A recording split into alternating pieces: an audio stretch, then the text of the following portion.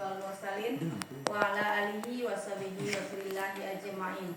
Puji syukur kehadirat Allah Subhanahu wa taala yang telah melimpahkan rahmat dan nikmatnya kepada kita semua, sehingga kita dapat mengikuti atau mengikuti acara diseminasi budaya positif yang akan nanti disampaikan oleh teman sejawat kita.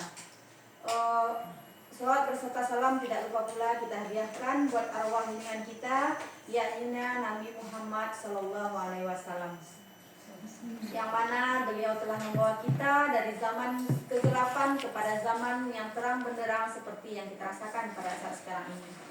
Baiklah, untuk acara yang pertama yaitu pembukaan dari kepala sekolah kita kepada ibu kepala sekolah, waktu dan tempat kita persilahkan.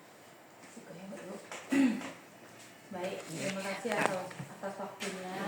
Assalamualaikum warahmatullahi wabarakatuh. Waalaikumsalam. Kata-kata penghormatan kita tumpahkan saja kepada pembawa acara tadi. Baik, hari ini kita sudah meluangkan waktu untuk berbagi praktik baik dari rekan sejawat kita yang sedang menjalankan pendidikan, yaitu pendidikan calon guru penggerak bersama Ibu Zulhayati, guru PAI UPT SDN 31 Semawang, yaitu pendidikan calon guru penggerak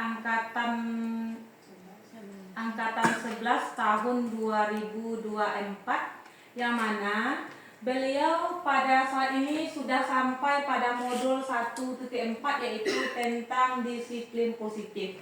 Jadi Bapak Ibu semuanya, bagaimana yang disiplin positif itu nanti akan kita terima dari rekan sejawat kita, apa yang harus kita lakukan, apa yang harus kita perbaiki, dan apa yang harus kita tingkatkan. Untuk itu, mari kita ikuti kegiatan ini dari awal sampai akhir hendaknya. Kemudian mari kita dukung rekan sejawat kita agar bisa menyelesaikan pendidikan dengan baik hendaknya. Kemudian apa-apa yang ilmu yang didapatkannya, kita harapkan beliau dapat berbagi dengan kita semua dan dapat dipraktekkan di kelas kita masing-masing hendaknya.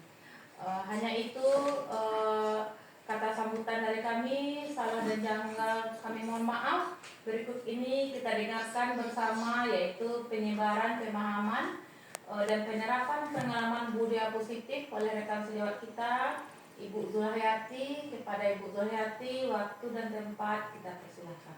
Assalamualaikum warahmatullahi wabarakatuh.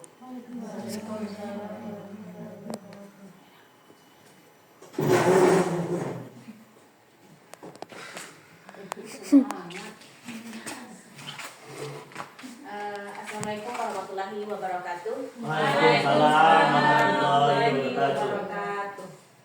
Terima kasih atas waktu yang telah diberikan oleh ibu semua, meluangkan waktunya untuk menghadiri acara, maksudnya tentang diseminasi budaya positif, merupakan tugas dari CGP tentang modul 1.4, yaitu kita akan mencoba memberikan atau mensosialisasikan dengan teman-teman bagaimana budaya positif itu. Kemudian apa kelebihan dan kekurangannya nanti akan kita temui di dalam apa betul itu budaya positif. Baiklah, pada penyebaran pemahaman dan penerapan pengalaman budaya positif, yang pertama, konsep inti budaya positif itu adalah perubahan paradigma belajar. Yang kedua, disiplin positif. Yang ketiga, nilai-nilai kebajikan. Yang keempat, kebutuhan dasar manusia. Kemudian motivasi perilaku manusia, posisi kontrol guru, keyakinan kelas, dan segitiga restitusi. Selanjutnya, pembelajaran dengan paradigma baru. Pembelajaran dengan paradigma baru merupakan pembelajaran yang dirancang berdasarkan prinsip pembelajaran berdiferensiasi, sehingga peserta didik belajar sesuai kebutuhannya berdasarkan tahap perkembangan sesuai teori psikologi modern untuk mewujudkan profil pelajar Pancasila. Selanjutnya, konsep tentang teori kontrol. Yang pertama, ilusi mengontrol murid. Yang kedua, ilusi bahwa semua penguatan positif efektif dan bermanfaat. Kemudian ilusi bahwa kritik dan membuat saran bersalah mampu menguatkan karakter. Selanjutnya, ilusi bahwa orang dewasa berhak memaksa. Selanjutnya, mengubah paradigma stimulus respon ke pendekatan teori kontrol. Stimulus respon yaitu realistis, kebutuhan kita sama, semua orang melihat hal yang sama, kita mencoba mengubah orang agar berpandangan sama dengan kita. 4. Perilaku buruk dilihat sebagai suatu kesalahan. Orang lain bisa mengontrol saya. 6. Saya bisa mengontrol orang lain. 7. Pemaksaan ada pada saat bujukan gagal. Yang ke-8, model berpikir menang dan kalah. Selanjutnya, teori kontrol. Yang pertama, realistis, kita berbeda. Kemudian, setiap orang memiliki gambaran berbeda. Kita berusaha memahami pandangan yang lain tentang dunia. Yang keempat, semua orang perilaku memiliki tujuan. Hanya Anda bisa mengontrol diri Anda. 6. Anda tidak bisa mengontrol orang lain. Kolaborasi dan konsekuensi menciptakan pilihan baru. Kenapa? Model berpikir menang. Yang dimaksud dengan disiplin positif. Disiplin berasal dari kata disiplina yang artinya belajar. Disiplin memacu pada disiplin diri yang memiliki tanggung jawab terhadap apa yang dilakukan berdasarkan nilai-nilai keyakinan. Disiplin positif merupakan salah satu cara penerapan disiplin yang bertujuan untuk menumbuhkan kesadaran serta memberdayakan peserta didik tanpa imbalan, penghargaan, atau reward, ancaman atau hukuman. Sebagai pendidik, tujuan kita adalah menciptakan peserta didik yang memiliki disiplin diri sehingga mereka berperilaku mengacu kepada nilai-nilai kebajikan universal dan memiliki motivasi intrinsik dalam perubahan perilaku ke arah yang lebih baik. Yang ketiga, nilai-nilai kebajikan. Nilai kebajikan adalah sifat positif manusia yang merupakan tujuan mulia yang ingin dicapai setiap individu. Nilai-nilai tersebut bersifat universal dan lintas bahasa, suku, agama maupun latar belakang.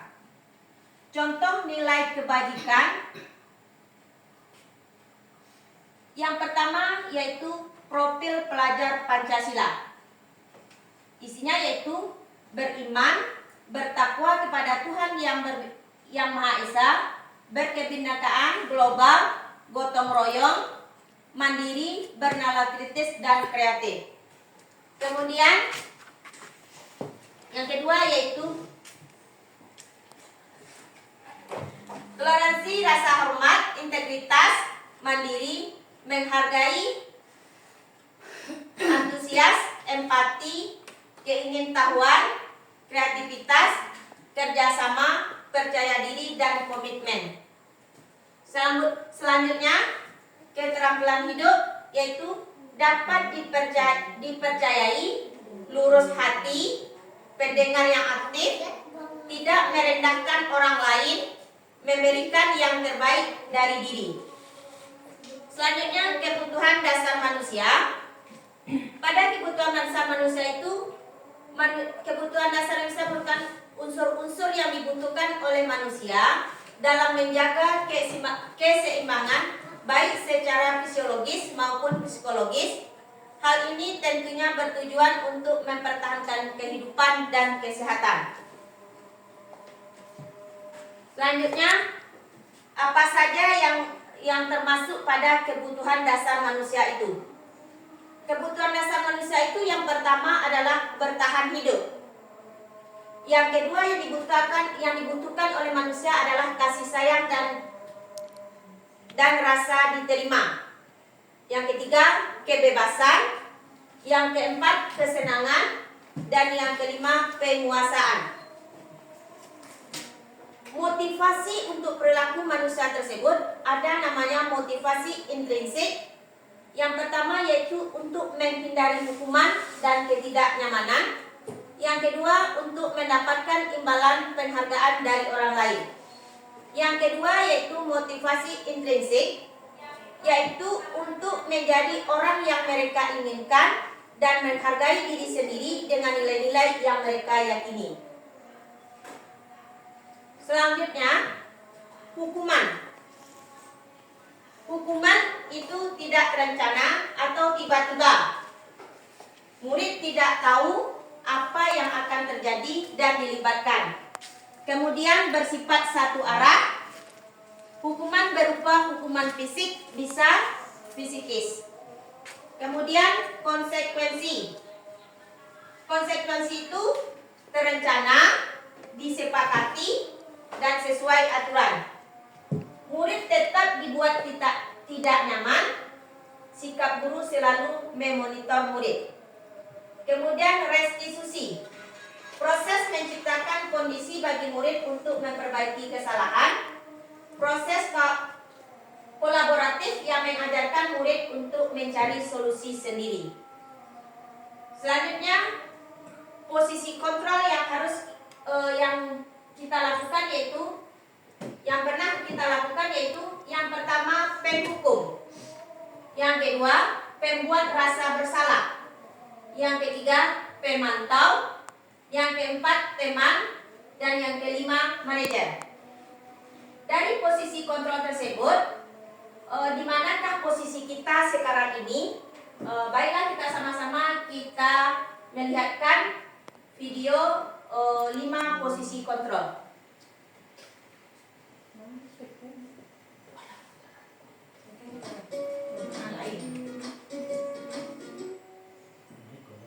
Salam bahagia Ibu dan Bapak Guru hebat. Dalam penerapan disiplin positif restitusi, salah satu program yang dikembangkan adalah 5 posisi kontrol.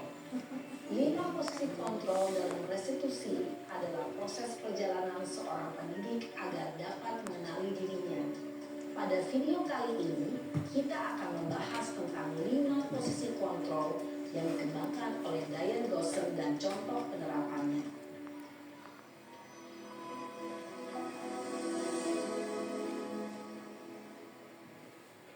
5 posisi kontrol itu adalah 1. Posisi penghukum. 2. Posisi pembuat merasa bersalah. 3. Posisi teman. 4. Posisi pemantau atau monitor. Dan 5. Posisi manajer. Untuk lebih memahami kelima posisi tersebut, mari kita saksikan kasus Naren yang terlambat hadir 20 menit di sekolah dan melihat bagaimana kelima posisi kontrol dalam menghadapi masalah tersebut.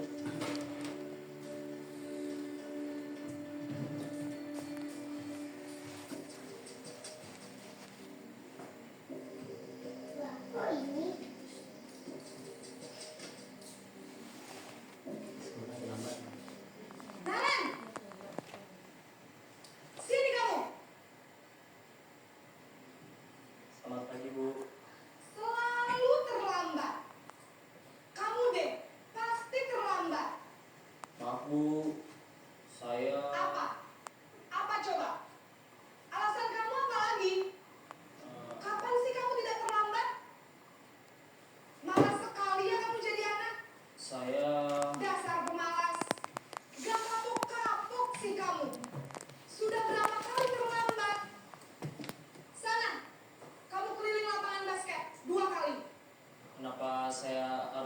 lapangan basket, Bu. Kenapa? Kamu melawan ibu? Berani-beraninya jawab. Sudah terlambat, masih berani jawab pula. Sekarang, keliling lapangan basket 5 kali sekalian. Biar kapok. Cepat. Pergi sana ke lapangan basket.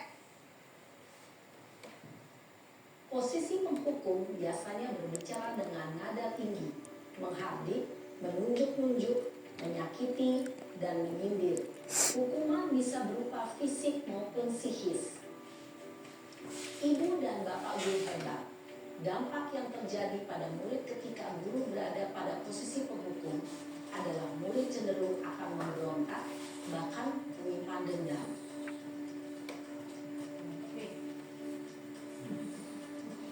Nah, ini yang dia.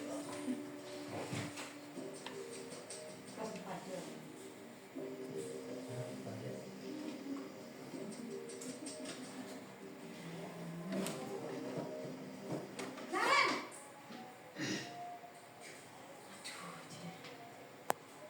Selamat pagi, Bu. Naren. Kamu kenapa terlambat lagi, nak? Ya Tuhan, Naren. Kamu senang ya bikin ibu susah ya? Kalau kamu terlambat lagi, nanti ibu yang ditegur bapak kepala sekolah, nak. Disangka ibu tidak bisa membina kamu. Duh, gimana ini? Maaf, Bu. Duh, Gusti Naren. Kamu suka ya kalau ibu tegur bapak kepala sekolah? Terus, sekarang ibu harus tulis apa yang di buku absen? Ini kamu sudah sering terlambat loh. Ibu harus apa coba? Maaf, Bu. Maaf sekali. Ya sudah, lain kali jangan bikin ibu susah lagi ya nak ya. Ibu tidak akan kuat lagi kalau kamu begini terus. Bisa jantungan kalau ibu tegur bapak kepala sekolah. Sana cepat, kelas. Maaf ya, Bu. Maaf sekali. Posisi pembuat rasa bersalah berbicara dengan nada tenang, cenderung lembut. Namun kata-kata yang diutarakan membuat murid merasa menjadi orang yang gagal, memandang buruk dirinya sendiri, merasa tidak berharga, dan tidak sanggup membahagiakan orang lain. Ketika guru mengambil posisi pembuat rasa bersalah, murid akan menganggap dirinya yang bersalah dan ia akan menyimpan emosi negatif tersebut di dalam dirinya.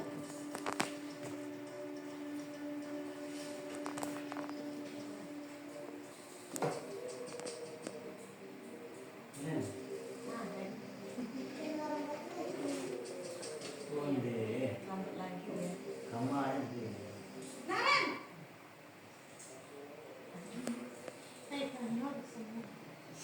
Selamat pagi, Bu. Wah, sudah jam berapa ini nak? Terlambat lagi ya sayang. Iya, Bu.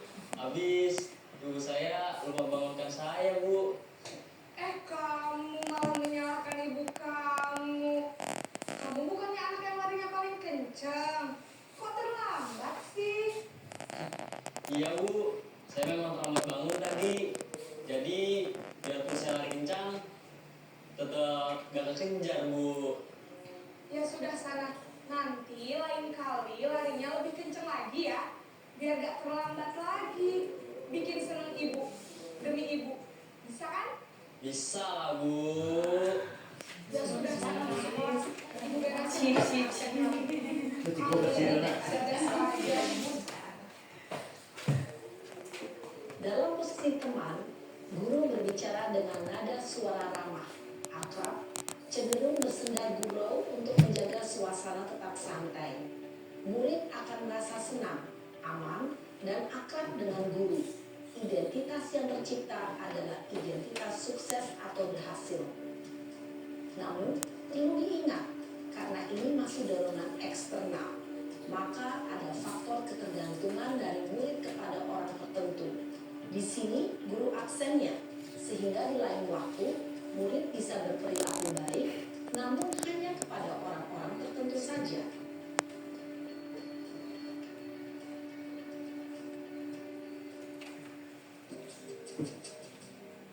Yang mau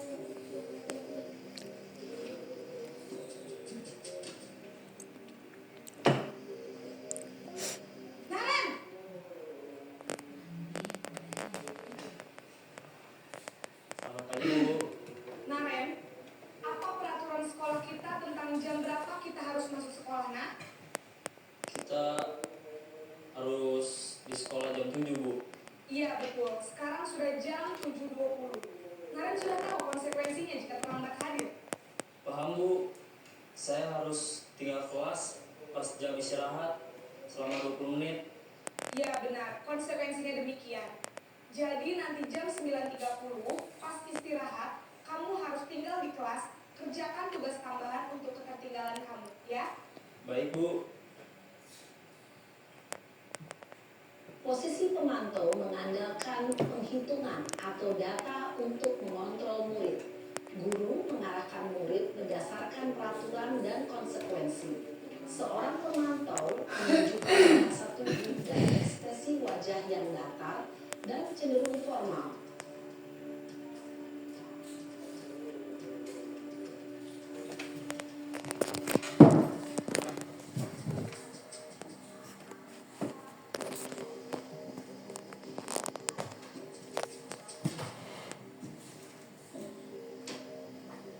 Naren!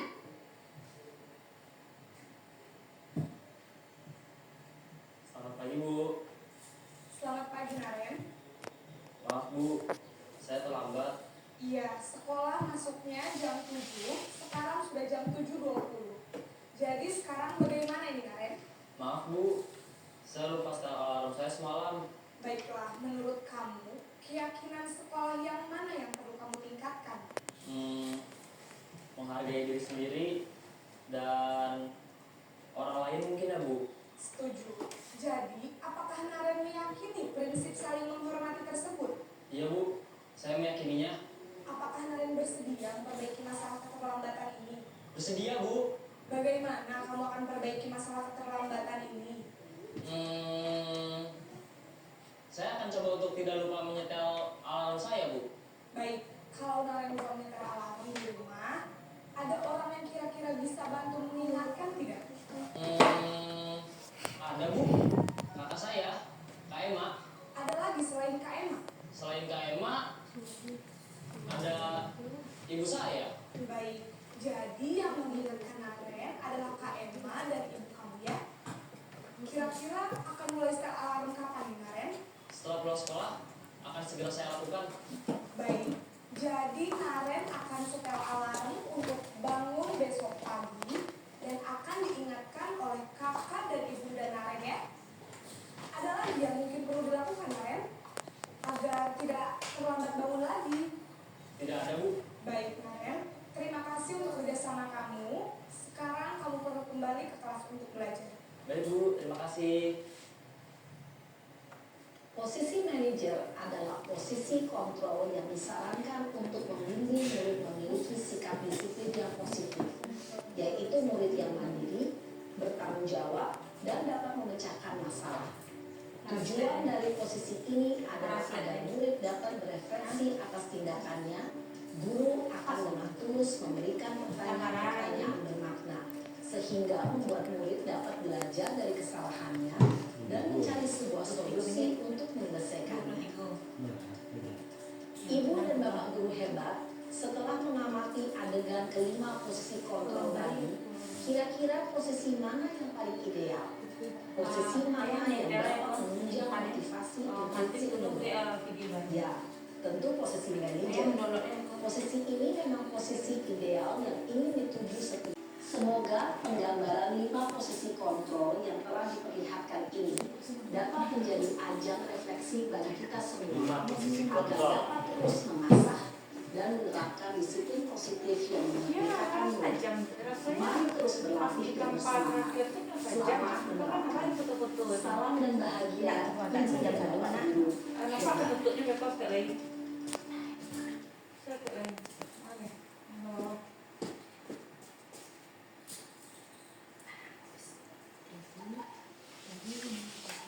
Pengaturan dia punya itu ada.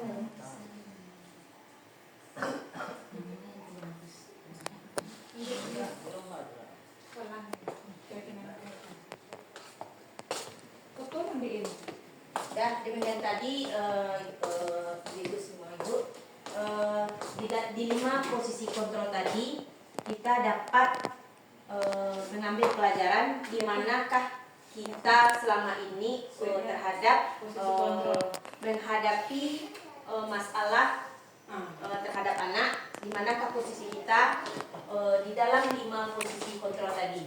Apakah kita berada di penghukum, di pemantau sebagai teman, atau manajer? Nah, disitulah keberadaan kita, dan manakah yang harus kita perbaiki dan manakah yang harus kita lanjutkan. Kemudian di pemantau,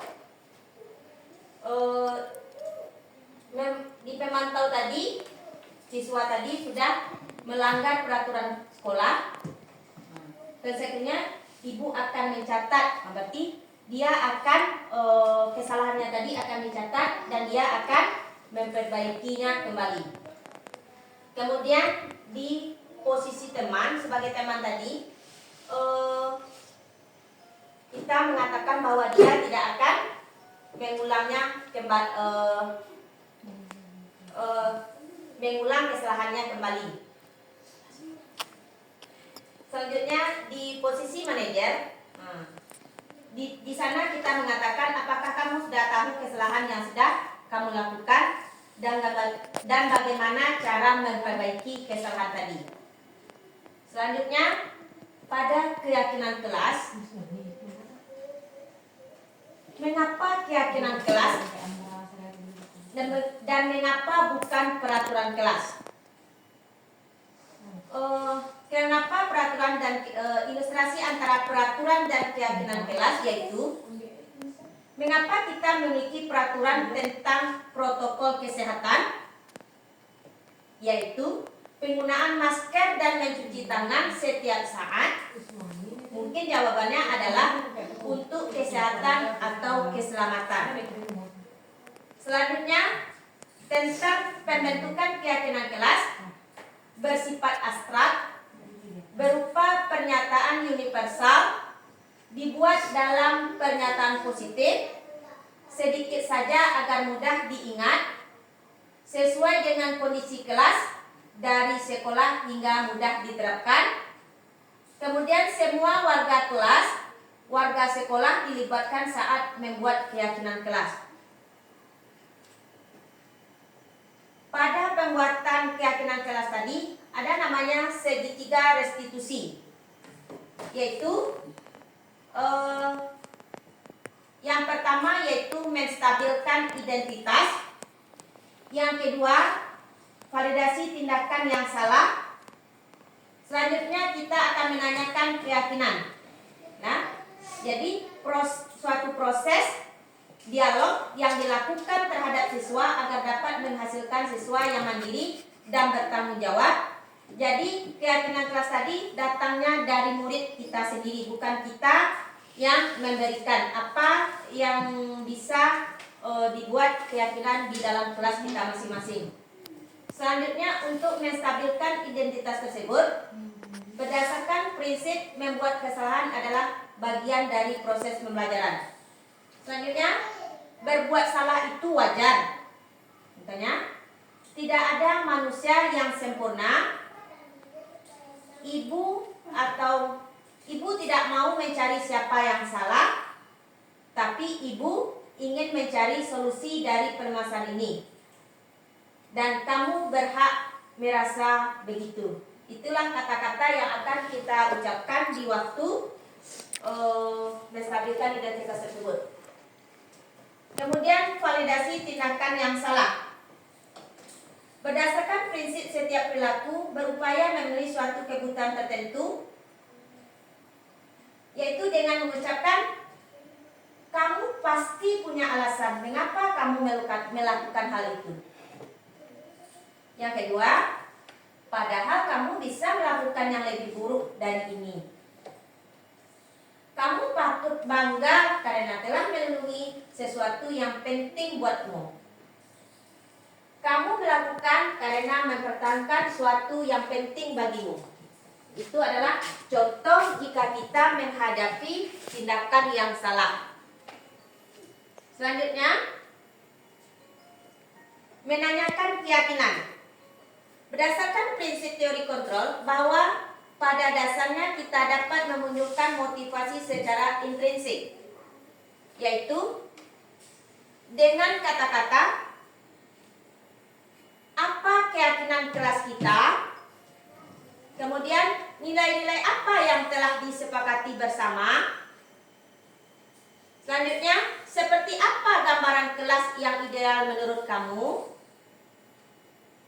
Kemudian, kamu ingin menjadi orang seperti apa? Selanjutnya, itulah tadi beberapa tentang pemahaman, penerapan pengalaman budaya positif yang akan kita lakukan atau yang sudah kita lakukan dan akan kita terapkan dan kita coba menerapkannya di kelas kita masing-masing. 1, 2, 3. Oke, sebelum kita lanjutkan, demi menjaga supaya kita lebih semangat, baiklah ibu-ibu kita briefing sedikit. Kepada ibu-ibu kami persilakan untuk berdiri sejenak. Oh iya,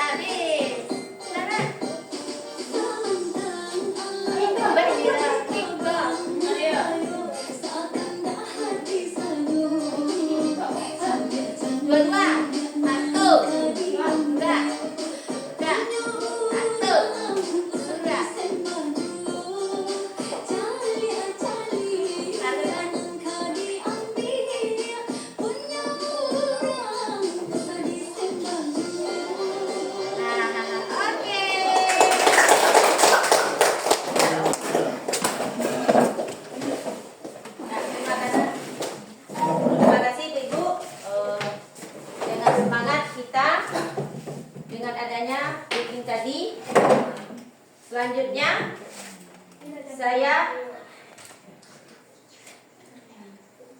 dalam penyampaian tadi mungkin ada banyak kekurangannya. Kekurangan datang dari saya, kelebihannya datang dari Allah. Saya sebagai Materi. CGP akan menutup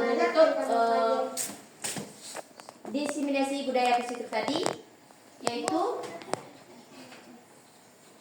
dalam penerapan program disiplin positif tadi dapat kita simpulkan hendaknya guru memiliki standar kepribadian yang profesional dan sosial yang baik, di mana guru mampu merefleksikan dirinya dalam posisi kontrol saat ini. Bagaimana perjalanan dirinya sebagai among atau manajer yang menuntun murid-muridnya menjadi insan yang mandiri, merdeka, dan bertanggung jawab.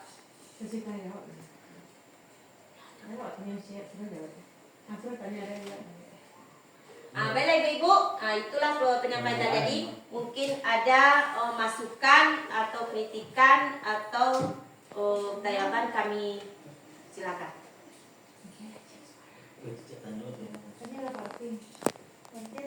Ya.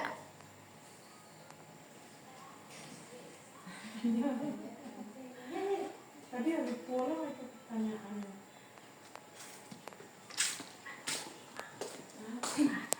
Perbedaan. Ulang-ulang ya.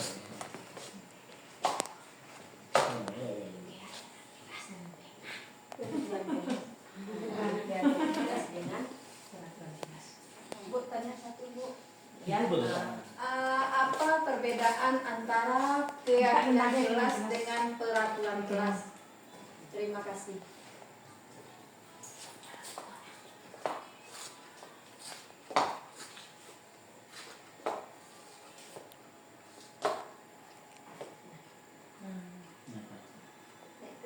Gitu. Tak sister kok. Ya.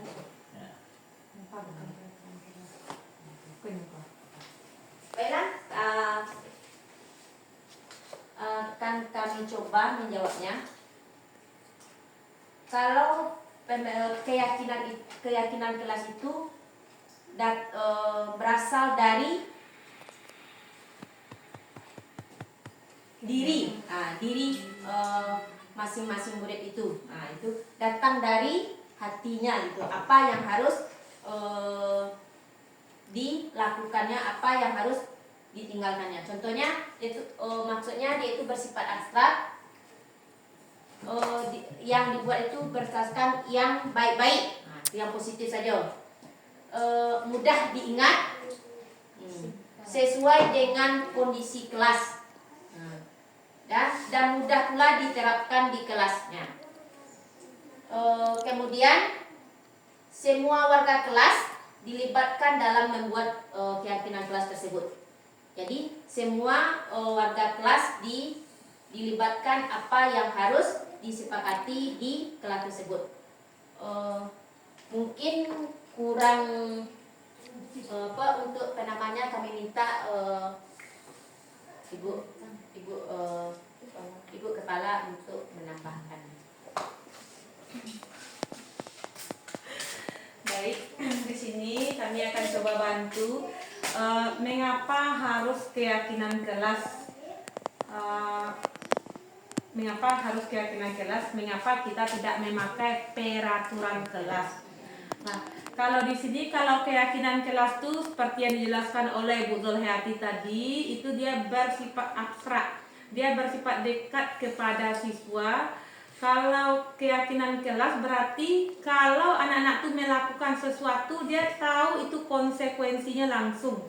Kalau peraturan kelas kan dibuat oleh sekolah. Sedangkan keyakinan kelas itu anak-anak itu misalnya dia membuang sampah sembarangan, berarti konsekuensinya kelasnya menjadi kotor, berarti dia tidak mencintai keindahan. Berarti langsung anak tuh bersifat abstrak, dekat dengan dirinya langsung. Jadi nampak dia konsekuensinya antara perbedaan peraturan kelas dengan keyakinan kelas. Jadi lebih tepatnya kita memakai namanya keyakinan kelas sebab dia bersifat abstrak.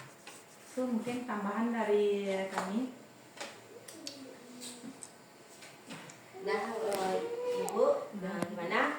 Jadi itulah antara keyakinan kelas dengan peraturan sekular. Jadi yang kita pakai itu keyakinan kelas yang datang dari warga kelas itu sendiri. Apa yang harus diperbuat dan apa yang harus ditinggalkannya.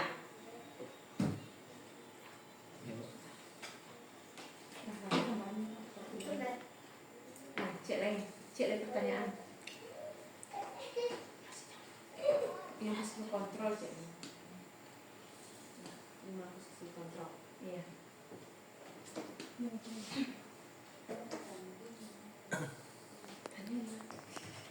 Ya, pos lu. 3. Baik Bu Zulheti, terima kasih atas waktu dan kesempatannya yang diberikan kepada kami untuk bertanya. Saya tertarik dengan posisi kontrol guru ini, Ibu. Jadi ini tadi mungkin kami bisa diperlihatkan video yang sudah Ibu buat tentang posisi kontrol siswa yang tidak berpakaian batik pada hari Kamis.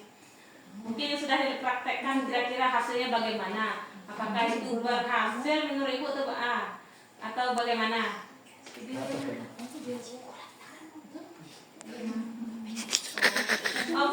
Boleh diceritakan saja gitu. Jadi di sini apa yang sudah Bu lakukan gitu. Ini sekedar untuk berbagi praktik baik pada rekan kita. Baiklah Ibu, di dalam posisi kontrol di sini masalahnya yang kami temui yaitu beberapa siswa tidak berpakaian batik pada hari Kamis. Seharusnya kita kan berpakaian batik hari Kamis, tetapi ada beberapa siswa kita melanggar peraturan tersebut. Dia tidak memakai pakaian batik di hari Kamis. Kami coba yaitu Monitor. nggak manajer, sebagai manajer, Sama manajer. Posisi manajer. yaitu kita lakukan yaitu pada posisi manajer, yang mana di situ anak kita ambil, kita raih, maksudnya kita raih penyebabnya atau kita cari dulu apa penyebabnya dia itu sampai tidak berpakaian batik. Kita gali permasalahannya kenapa siswa tersebut sampai dia itu tidak berpakaian batik. Di sana sudah kami lakukan yaitu apakah kamu tahu kesalahan yang sudah kamu lakukan, tetapi dengan cara sebelum menanyakan tersebut kita raih anak tersebut dengan cara bahwa itu dia itu merasakan seolah-olah dia itu tidak bersalah pada hari tersebut. Jadi yang pertama yang kita lakukan itu menanyakan apakah kamu tahu kesalahan yang sudah kamu lakukan. Tetapi sebelum menanyakan ini kita harus menanyakan hal-hal keadaannya terlebih dahulu. Bagaimana keadaannya, berarti caranya kita melakukan, kita raih dulu anak tersebut supaya dia itu tidak merasa takut dia itu dipanggil karena kesalahannya tersebut. Jadi yang kami lakukan itu pertama pertanyaannya itu apakah kamu tahu kesalahan yang sudah kamu lakukan? Kemudian anak tersebut akan menjawab, saya tahu Bu. Kemudian bagaimana cara kamu kemudian karena dia sudah tahu kesalahannya yaitu tidak berpakaian batik pada hari Kamis, dia akan menceritakan kronologi atau apa penyebabnya dia sampai tidak berpakaian batik pada hari Kamis tersebut. Di sana anak itu sudah menjawab bahwa penyebab dia tidak berpakaian batik itu adalah lupa menyucinya waktu sesudah hari Kamis sebelumnya, karena dikatakannya kemudian dicucinya pada hari Rabunya. Tetapi pada hari Kamis paginya baju itu masih basah. Nah, itu alasan yang dijelaskan oleh anak tersebut. Di sana kita tidak boleh mengintimidasi anak tersebut pada dia itu sudah sering berbuat salah, bahwa kesalahan itu bahwa kita juga pernah melakukan kesalahan. Iya ya. Nah, kesalahan itu setiap kita ini punya kesalahan, bahwa setiap manusia ini pasti pernah berbuat salah. Nah, itu yang sudah kami lakukan. Kemudian kita akan mencoba kembali kepada anak tersebut. Kalau dia sudah berbuat salah, sudah salah pada hari Kamis tersebut, apa yang harus dia lakukan? Kemudian anak tersebut akan menjawab, dia akan berusaha untuk mencuci bajunya sesudah dipakai pada hari Kamis sebelumnya. Itu yang sudah kami lakukan, yaitu pada posisi manajer. Nah, Ibu. Terima kasih atas penjelasannya, Bu It. Di sini saya tertarik kenapa kita tidak pakai posisi pemantau. Kenapa harus posisi manajer? Pemantau. Sama. Mantap. Pemantau kan ada ya? Kok nomor waktu? Nah, yang pemantau. Nah, kenapa kita ambil posisi manajer? Kenapa tidak posisi pemantau? Nah, pada posisi pemantau, berarti kita seolah langsung menityana. Contohnya dengan kata-kata, berarti kamu sudah melanggar peraturan sekolah. Kamu tahu konsekuensinya. Berarti dengan seolah anak itu memang bersalah, merasa bersalah dia di sana. Kemudian dia akan merasa takut. Karena dia dengan kata-kata kamu sudah melanggar, jadi dia itu akan merasa takut. Merasa dipojokkan. Dipojokkan dia itu. Jadi di sini kemudian kita juga akan mengatakan ibu akan mencatat kesalahan kamu. Pasti nada-nada seperti itu akan menakutkan bagi anak. Nah, itulah makanya kami memakai sistem Manajer. posisi manajer, bukan posisi pemantau. CCTV. Baik, terima kasih Bu Zulhati sudah menjelaskan kepada kita semua tentang posisi kontrol yang dipakainya. Terima kasih atas penjelasannya. Sampai jumpa sekali.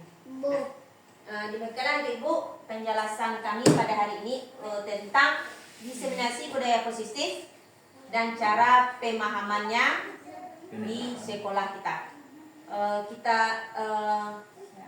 Saya akhiri dengan Assalamualaikum warahmatullahi wabarakatuh. Waalaikumsalam.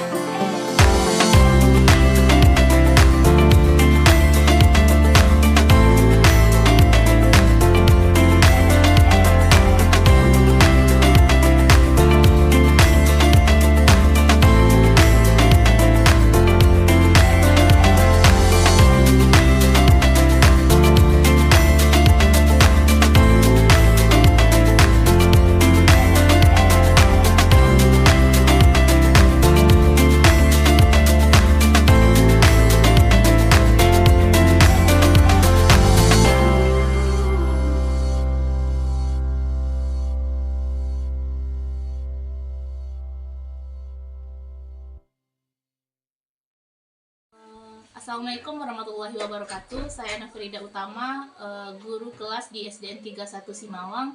Di sini saya akan menanggapi presentasi dari Ibu Zulhayati tentang budaya positif. Di mana dalam penampilan Ibu Zulhayati sudah sangat bagus, di mana Ibu sudah menerangkan gimana apa itu budaya positif kepada guru-guru SDN 31 Simawang. Kemudian dari presentasi tersebut kami juga paham tentang budaya positif, kemudian ada posisi kontrol guru, di mana hal ini dapat kami terapkan di sekolah. Implementasinya di sekolah, Ibu Zulhayati sudah juga menerapkan budaya positif, di mana di sini Ibu Zulhayati dalam posisi kontrolnya berperan sebagai manajer.